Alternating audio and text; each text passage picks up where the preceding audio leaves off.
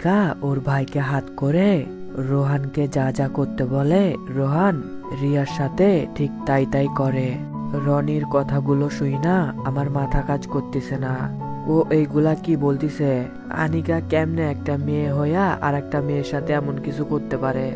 আমি কান্না করে রনিরে বলি, ভাই এখন আমি কি করতাম আমাকে বলে দে। ও বলে তোকে প্রতিশোধ নিতে হবে।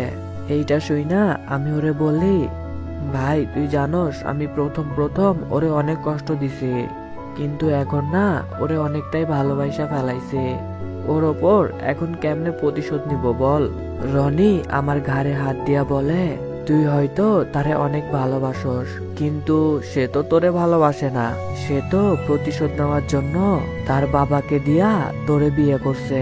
সে তোর পরিবারকে শেষ করে দেওয়ার জন্য তোর পরিবারে ঢুকছে। রনির বলা কথাগুলো শুনে আমার অনেকটাই রাগ হইতিছে। আমি আমার চোখের পানি মুছে রনিরে বলি, হ্যাঁ আমি প্রতিশোধ নিব, তারে তো এত সহজে আমি ছাড়বো না। তুই ঠিকই বলছস, আমারে প্রতিশোধ নিতে হবে। এইগুলা শুই না রনি বলে, সেজন্য তো বলতেছি তুই আনিকারে তালাক দিয়া দে। আমি বলি, তালাক দিলে তো আর প্রতিশোধ নেওয়া হবে না। আমি তারে এত কষ্ট দিব সে কল্পনাও করতে পারবে না। তারে আমি প্রতিদিন মৃত্যুর যন্ত্রণা দিব।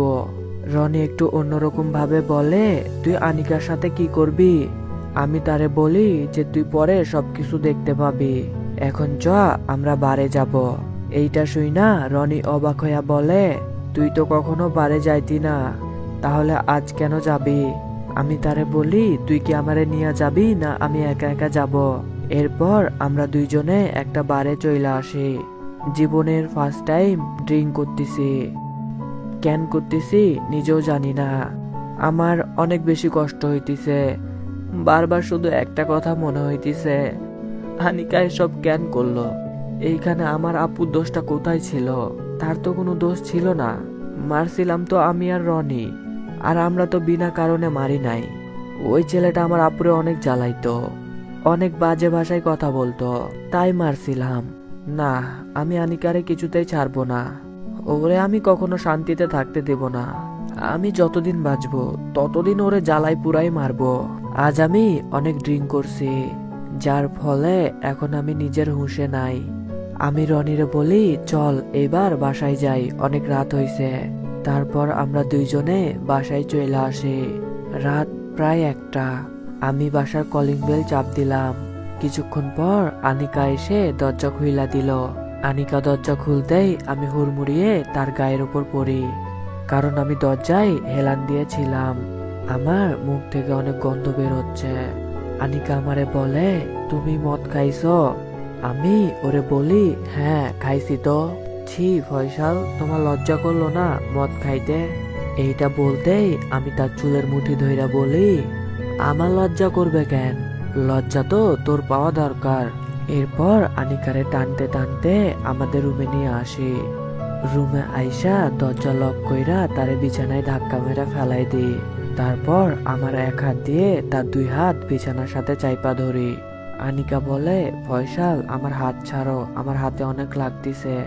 আমি ওর কোনো কথাই আমার কানে নিচ্ছি না। এরপর আনিকার অনিচ্ছা সত্ত্বেও ওর সাথে আমার একটা শারীরিক সম্পর্ক হয়। আমাদের বিয়ের পর আনিকার সাথে এই ফার্স্ট আমার শারীরিক সম্পর্ক হইল। ও অনেক কান্না করতেছে। এইটা দেখা আমি তারে বলি, কি হলো তুই কান্না করতেছিস কেন? আরে আমি তো তোর স্বামী, আমি তো তোর সাথে যা ইচ্ছা তাই করতে পারি। ও তোর কি টাকা লাগবে? ওই যে বাজারের মেয়েরা যেমনে টাকা নিয়ে এসব করে, কত টাকা লাগবে বল, দিচ্ছি আমি, আমার কোনো সমস্যা নাই। তুই তো এসবে অভ্যস্ত। আমার এই কথাগুলো শোনার পর আনিকা আমার কলার চাইপা ধরে। আমারে ও বলে, ফয়সাল তুই যদি আর একটা বাজে কথা বলস না, তাহলে আমি কিন্তু তোরে মাইরা ফেলাবো। লজ্জা করে না তোর নিজের বউরে এসব বলতে? তাছাড়া আমি তো একটা মেয়ে, তুই একটা মেয়েরে কেমনে সব বলতে পারিস? আজ আমার অনেক আফসোস হইতিছে যে তোর সাথে আমার বিয়ে না হইলেই ভালো হইতো। এসব বইলা আনিকা বিছানার একপাশে শুয়ে পড়ে। বিয়ের এতদিন হইছে ও কখনো আমার সাথে এমন ব্যবহার করে নাই। আজ আমাদের বিয়ের 4 মাস হয়ে গেছে। সকাল সকাল আমি আনিকারে ডাইকা বলি, আনিকা আমার টাইটা আয়না দাও। ও আমার টাই আয়না দেয়। এরপর ওরে বলি, আমার নীল ফাইলটা কোথায়? ও আমার নীল ফাইলটা আয়না দেয়। তারপর বলি, আমার 1 গ্লাস পানি আয়না দাও। ও আমার সামনে পানির গ্লাস নিয়ে আসে। আমি গ্লাসটা ওর হাত থেকে নিতে গিয়া নিজের ইচ্ছায় পানির গ্লাসটা আমার ফাইলের উপর ফেলে দিই। এরপরে আনিকার গালে জোরে একটা থাপ্পড় মারি। ও সাথে সাথে ফ্লোরে পইরা যায়। আমি ওরে আবার বলা শুরু করি, তুই একটা কাজও ঠিক মতো করতে পারিস না, যা আবার গিয়া পানি আন। এসব বলার পরেও আনিকা কিছু বলতেছে না, ফ্লোরেই পইরা আছে। আমি গিয়া ওর পিঠে হাত দিয়া বলি, এই তোর কি হয়েছে ওঠ। ও কোনো সারা শব্দ করতেছে না। এটা দেখা আমি তারে আমার দিকে ফেরাতেই দেখি ও অজ্ঞান হয়ে গেছে। এটা দেখা আমি অনেকটা ভয় পাইয়া যাই। এই 4 মাসে আমি আনিকারে অনেক অত্যাচার করছি। ওর হাতে অনেকবার সিগারেটের ছ্যাঁকাও দিছি। আর ওর গায়ে হাত তো প্রায় প্রতিদিনই তুলতাম, কিন্তু কখনো এমন হয়নি। এসব করতাম কারণ রনি ওর নামে আরো কুকীর্তির কথা বলে, যেগুলা আমার একদমই সহ্য হইতো না। তাই ওরে সব সময় কষ্ট দিতাম। আমাদের ফ্যামিলি ডাক্তার এখন আনিকার চিকিৎসা করতেছে। আনিকার এমন অবস্থা দেখে আমার অনেক খারাপ লাগতেছে। আসলে চোটটা অনেক জোরেই মারা হয়েছে, যার জন্য সে সহ্য করতে না পাইরা জ্ঞান হারাই ফেলছে। এসব ভাবতেছি তখনই আম্মু ডাক্তাররে বলে, ডাক্তার সাহেব, আমার বৌমা ঠিক আছে তো? ডাক্তার বলে, আরে ঠিক আছে মানে তাড়াতাড়ি মিষ্টি খাওয়ার ব্যবস্থা করেন। ডাক্তারের মুখে এমন কথা শুই না আমি ডাক্তাররে বলি, ও অজ্ঞান হয়ে আছে আর আপনি মিষ্টি খাওয়ার কথা বলতেছেন। ডাক্তার তখন বলে, আরে গাধা, তুমি বাবা হইতে যাইতিস, যাও গিয়া তাড়াতাড়ি মিষ্টি নিয়ে আসো। ডাক্তারের মুখে এমন কথা শুই না আমার আম্মু তো খুশিতে প্রায় আত্মহারা। আমিও কম খুশি হই নাই, কারণ হাজার হোক আমি তো বাবা হইতে যাইতেছি। একটা ছেলের বিয়ে হওয়ার পর এর চাইতে খুশির খবর আর কি হইতে পারে। কিন্তু আমি এসবের মাঝে ভাবতেছি, এখন আমি আনিকারে কেমনে কষ্ট দিব। তার শরীরে তো এখন আমার রক্ত বইতেছে। তখনই আম্মু আমাকে বলে, তুই এখনো এখানে দাঁড়াই কেন? যা তাড়াতাড়ি দোকান থেকে মিষ্টি নিয়ে আয়। রাত প্রায় 8টা বাজে। আমি আমাদের বাসার ছাদে খোলা আকাশের নিচে সিগারেট টানতেছি। কি থাইকা কি হইয়া গেল। যারে আমি সবচাইতে বেশি ঘৃণা করি তার পেটেই আমার সন্তান। আমি তো কখনো চাই নাই আমার সন্তান কোনো খুনির পেটে জন্ম নিক। তাহলে আল্লাহ কেন আমার সাথে এমনটা করতেছে? এসব ভাবতেছি আর সিগারেটের ধোঁয়া ছাড়তেছি। তখনই আমার ঘাড়ে কারো হাতের স্পর্শ অনুভব করি। পেছনে তাকায়া দেখি মিশু। ওরে দেখা আমি সিগারেটটা ফেলাই দিই। ও আমারে বলে, তোমার কি অনেক মন খারাপ? আমি ওরে একটু হাইসা বলি, কি সব পাগলের মতো কথা বলিস, আমার মন খারাপ হবে কেন? ও বলে, আমি জানি তুমি এই খবরটা শুনে খুশি হও নাই। তুমি তো আনিকারে নিজের স্ত্রী হিসাবে মানোই নাই। এইটা শুই না আমি তারে ঝাড়ি দিয়া বলি, হ্যাঁ মানি নাই তো, তোর এসব যাই না কি লাভ? আমি খুশি কিনা এসব নিয়া তোরে ভাবতে হবে না। মিশু বলে, হবে, আমাকেই ভাবতে হবে, কারণ আমি তোমাকে ভালোবাসি। মিশু আমারে ভালোবাসে এইটা আমি জানতাম, কিন্তু এখন যে এই কথাগুলো বলবে এইটা আমি তার থেকে এক্সপেক্ট করি নাই। এরপরেও ওরে আমি বলি, তোর কি মাথা ঠিক আছে? কি সব বলতেছিস এইগুলা? ভুলে যাস না আমি একজন বিবাহিত, আর আমার বউ কিছুদিন পর আমার বাচ্চার মা হবে। এটা শুই না মিশু আমারে জড়াই ধইরা বলে, আমি কিছু শুনতে চাই না, আমি শুধু তোমাকে চাই।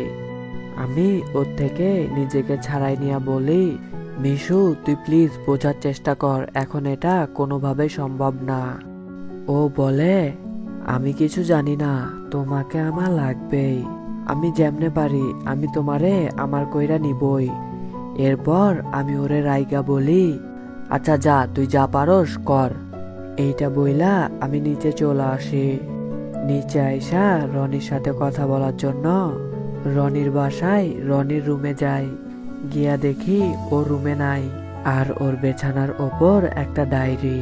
আমি যেন কি মনে করে ওর ডায়েরিটা আমার হাতে নিই। হুদায় হুদায় পাতা উল্টাইতেছিলাম, হঠাৎ করে ওর ডায়েরির ৪৫ নাম্বার পাতায় আমার চোখ যায়। সেইখানে বড় করে লেখা রিয়া প্লাস রনি। আমি পরের পাতায় যাব এমন সময় কেউ ডায়েরিটা আমার হাত থেকে কায়রা নাই। আমি পেছনে তাকায়া দেখি রনি ডায়েরিটা আমার হাত থেকে কায়রা নাই। সে আমারে বলে, আরে দোস্ত, কখন আইলি আমার রুমে? আমি তারে বলি, এক্ষুনি আইলাম। ও একটু হাইসা বলে, শুনলাম তুই নাকি বাবা হবি।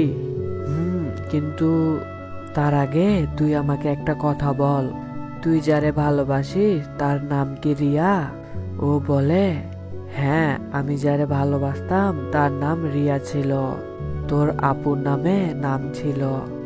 এরপর ওর সাথে আরো কিছু কথা বলে আমি আমার বাসায় চলে আসি। রাত 11টা মতো বাজে। আনিকা রুমে এসে শোবার জন্য সোফায় জায়গা করতেছে। আসলে সেই রাতের ঘটনার পর আনিকা আমার সাথে বিছানায় ঘুমায় না। আমি তারে বলি, এখন তো তোমার সোফায় ঘুমাইলে সমস্যা হইতে পারে। ও বলে, আমার সমস্যা হইলে কার কি? আমি তারে বলি, আমি তোমার কথা ভেবে বলতেছি না, আমি আমার বেবির কথা ভাইবা বলতেছি। এইটা শুই না আনিকা বলে, বেবি শুধু তোমার একার না, আর তাছাড়া এমনটা হোক এইটা তো তুমি চাও নাই। এইগুলা শুই না আমি আনিকারে বলি, বেশি কথা না বইলা তাড়াতাড়ি বিছানায় আসো। আমার মুখে আনিকা এই কথা শুনে বলে, না আসলে কি করবা তুমি? মারবা? আমার গায়ে আগুনের ছ্যাঁকা দিবা? তুমি এর বেশি আর কি বা করতে পারবা? আমার কি মনে হয় জানো, তুমি না একেবারে আমাকে মাইরা ফেলাই দাও। প্রতিদিন তোমাকেও আর কষ্ট করতে হবে না, আর আমাকেও চোখের পানি ফেলাইতে হবে না। আনিকা যখন এসব বলতেছিল তখন ওর চোখ দিয়ে পানি পড়তেছিল। ওর এই কথাগুলো শুই না আমার বুকের ভেতরটা কেমন জানি মোচড় দেয়া ওঠে। অনেকটাই খারাপ লাগে, নিজেকে কেন জানি পশু মনে হইতেছে। তারপরেও আমি তারে একটু ঝাড়ি দিয়া বলি, তুমি কিন্তু বেশি কথা বলতিছো, তোমারে আসতে বলতেছি মানে তুমি আসবা। এরপর ও আর কিছু না বলে বিছানার এক পাশে আইসা শুয়ে পড়ে। আমি ওরে বলি, আনিকা একটু আমার দিকে চাইপা আসো, ওইভাবে ওই পাশে শুলে তো নিচে পইরা যাবা। ও একটু আমার দিকে চাইপা আসে। আমি আবার ওরে বলি, আনিকা একটা সত্য কথা বলবা, তুমি কি সত্যি আমাকে ভালোবাসো নাকি এসব প্রতিশোধ নেওয়ার জন্য করতেছো?